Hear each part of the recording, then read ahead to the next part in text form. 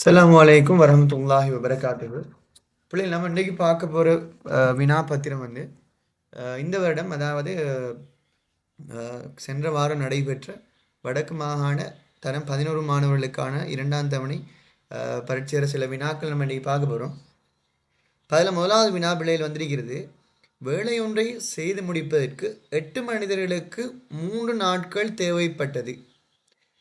அவ்வேளையை 6 மனிதர்கள் எத்தனை நாட்களில் செய்து முடிப்பர்? அப்போ ஒரு வேலையை 8 மனிதர்களுக்கு செஞ்சு முடிக்கிறதுக்கு 3 நாட்கள் தேவைப்பட்டதாம். முதலாவது தார ரெண்டையும் நம்ம பெருக்கினா, அதாவது பிள்ளைகள் இந்த மனிதர்களின் நாட்களையும் பெருக்கினா நம்மளுக்கு மொத்த வேலையோட அளவு வந்துடுவார். இப்போ அதுக்கு ஒரு புள்ளி கிடைக்கும் உங்களுக்கு. அப்போ 8 தரம் 3 24 மனித நாட்கள். அப்போ அதே வேலையை தானே செய்ய போகிறாங்க. எத்தனை பேர்? 6 பேர் செய்ய போகிறார்கள். அப்போ அந்த வேலையை வந்து 6 பேர் செய்கிறாங்கன்னு சொன்னால் மொத்த வேலையை நம்ம என்ன செய்கிறது, அந்த 6 பேரால் பிரித்து விட்டால் எத்தனை நாட்கள் தேவைப்படுது? 4 நாட்கள் தேவைப்படுது. அப்போ இதில் கேள்வி இன்னொரு விதமாக வரணும் பிள்ளைகள். இப்போ அந்த வேலையை செய்து முடிப்பதற்கு 6 மனிதர்களுக்கு மேலதிகமாக எத்தனை நாட்கள்னு சொல்லி தேவைப்பட்டா ஏற்கனவே 3 நாட்கள் தேவைப்பட்டு இப்போ எவ்வளோ தேவைப்படுது? 4. அவன் மேலதிகமாக தேவைப்படுற நாட்கள் எண்ணிக்கும் உண்டு. இப்போ பெரும்பாலும் இப்போ பாஸ் பேப்பர்ஸில் பிள்ளைகள் இப்படியான வினாக்கள் தான் மாறுது. இப்போ ரெண்டாவது வினாவுக்கு நம்ம போவோம். இப்போ ரெண்டாவது வினா வந்து வெள்ளமையாவாறு ஒரு முக்கோணிகள் அதே மாதிரி அதோட புறக்கோணங்களோட சம்மந்தப்பட்ட ஒரு இலகுவான வினா. நம்மளுக்கு தெரியும் பிள்ளை, இப்போ ஒரு நேர்கோடுற அடுத்துள்ள கோணங்கள்ன்ற கூட்டுத்தொகை வந்து எத்தனை? 180 பாக. அந்த 130 அதே மாதிரி இவர் அடுத்துள்ள கோணம் இந்த அறிகார். அப்போ இவர் ரெண்டையும் கூடனா 180 வரணும். ஏன்னா அப்போ அதில் 130 பாக வந்துட்டார். ஆக இவர் எத்தனையா அறிக்கணும் நம்மளுக்கு? இப்போ 50 பாகையாக அரிப்பார். அப்பான ஒரு நேர்கோட்டில் அடுத்துள்ள கோணங்களின் கூட்டுத்தொகை 180 பாகை வரும். சரிதானே? ஆகவே இப்போ நம்மளுக்கு தெரியும், இப்போ இது ஒரு இரு சம பக்கம் முக்கோணி. ஏன்னா 2 பக்கங்கள் சமன அறிக்கார். ஆகவே அந்த சமனான பக்கங்களுக்கு எதிரான கோணங்களும் எப்படி இருப்பார்? ஆகவே இவற்றுக்கு எதிரான இந்த கோணம் 50ன்னு சொன்னால் இந்த பக்கத்துக்கு எதிரான இவரும் எத்தனையாக இருப்பார்? 50 பாக இருப்பார். ஆக ஒரு முக்கோணியின் அகக்கோணங்களின் கூட்டுத்தொகை 180 பாக. ஆகவே எக்ஸோட இந்த 100 கோணத்தை கூட்டினத்துன்னு வருவார் 180 பாகை வருவார். ஆகவே எக்ஸ்ர பெருமானம் 80 பாகன்னு சொல்லி வருவார். இப்போ மூன்றாவது வினாவுக்கு போவோம். வர்க்கமூலம் 23 எந்த இரு முழு எண்களுக்கு இடையில் அமையும்? எப்படி நம்மளுக்கு தெரியும், வர்க்கமூலம் 23 ஒரு சதுர எண் இல்லை, அதாவது நிறைவர்க்க எண் இல்லை. ஆகவே அதில் பெருமானம் ஒரு 2 பெருமானங்களுக்கு இடைப்பட ஒரு தசமதான பெருமானம் தான் வரப்போகுது. ஆனால் அவனால் அதை கேள்வி கேட்கல. அவனுக்கு கேட்டிருக்கிறது எந்த இரு முழு எண்களுக்கு இடையில் அமையும்னு சொல்லி கேட்டிருக்கு.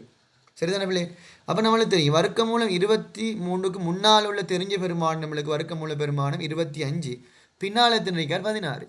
ஆகவே அது ரெண்டிடையும் நாளுக்கு முழுவெண் பெருமானம் என்ன? வர்க்க மூலம் 16 வந்து 4ம் 25 எத்தனை வருவார்? 5ம் வருவார்.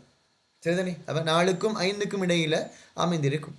இது வளமையாக 4ஆம் வினா பார்த்தபடி வளமையாக நம்மளுக்கு எக்ஸாமில் இந்த சுட்டி வடிவம் மடக்கை இல்லாமல் பகுதி மண்ணுக்கு கேள்வி வராது. சரியா வழி? அப்போ இதில் பாருங்க, 2 இட கணம் 8ன்னு சொல்லி நம்மளுக்கு தெரியும். அப்போ இதில் மடக்கை வடிவத்தில் கேட்டபடி நம்மளுக்கு தெரியும் எப்போவுமே இந்த அடி என்ன சிவர்கீழே தான் இருப்பார். சமனுக்கு அங்கால இருக்கிறவர் மட்டும் மடக்கை வடிவத்தில் எழுதக்குள் என்ன செய்வார்? இங்கே ஓடி வந்துடுவார். ஆக தலையில் இருக்கிறவர் எங்கே ஓடணும்? அவருக்கு ஒரு இடம் வேணுமே. அவர் என்ன செய்யறது? சமன் போட்டுட்டு அங்கால போட்டு விட்டால் சரி, சோழி முடிச்சு. சரி தானே? இப்போ 5ஆவது வினாவுக்கு போவோம். பாவம் சுருக்குவான். இப்போ இது வந்து அச்சர கணந்த பின்னங்களோட சம்பந்தமான மிக இலகுவான வினா. அப்போ இப்படியான வினாக்கள் செய்து தான் பிள்ளைகள் ஒன்றுமே இயலாத பிள்ளைகள் என்ன செய்யறது? எஸ் எடுக்கிறது மெட்ஸில். அப்போ மிக இலகுவான விலை, இதெல்லாம் மிஸ் பண்ணிடக்கூடாது பிள்ளைகள். அப்போ இங்கே பார்க்கணும், முதல்ல நம்மளுக்கு ஒரு பின்னங்கள் வந்தாலே பகுதியை என்ன செய்யணும்? சமன அறிக்கான்னு சொல்லி பார்க்கணும். ஏன்னா அப்படி பார்த்தா நம்மளுக்கு இங்கே 2x இருக்கார், அதே மாதிரி இங்கே 8x இருக்கார். ஆகவே சமன் இல்லை. அப்போ முதலாவது நம்ம போமாசி காண்டத்துக்கு முன்னால் பார்ப்போம், இதை சமப்படுத்தலுமா நேரடியாக? ஓம் என்ன செய்யலாம்? இப்போ இந்த 2x நம்ம 4ஆல் பெருக்கினா இந்த பகுதியை என்ன செஞ்சிடுவோம்? 8x மாறிடுவார். அப்போ பகுதியை எதால் பெருக்கிறோமோ அதே மாதிரி நம்ம என்ன செய்யணும்? தொகுதி எண்ணையும் பெருக்கணும்.